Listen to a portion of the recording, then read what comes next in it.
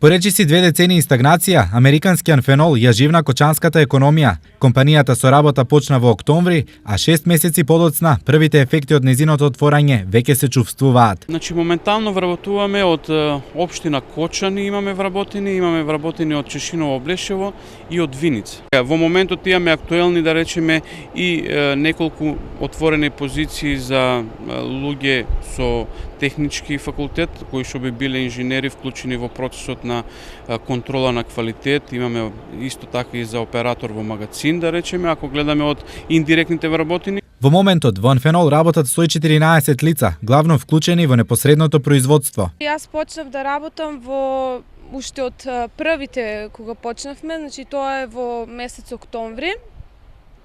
И најпрво започнавме да работиме на машини, а со текот на времето имавме брзо напредување со тоа што станавме контрола и моментално ги контролираме каблите. Плановите на компанијата се до крајот на годината бројот на вработени да биде 250, а перспективно треба да се заокружи на 1500.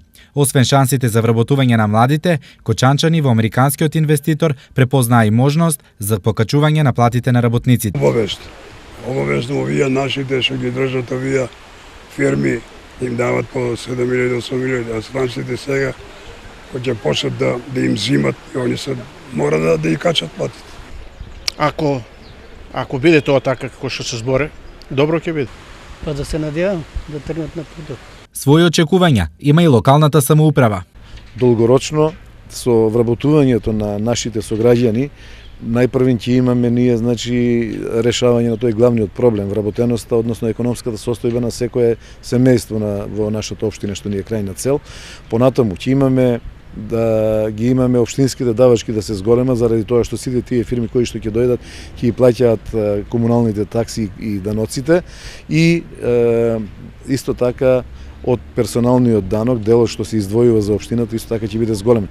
Покрај Johnson Controls во Штип, Анфенол е втората американска компанија која дојде во регионот. Во Кочани, американците во почетната фаза ќе инвестираат 6 милиони евра, а во перспектива со изградбата на новата фабрика, планираната инвестиција е околу 20 милиони.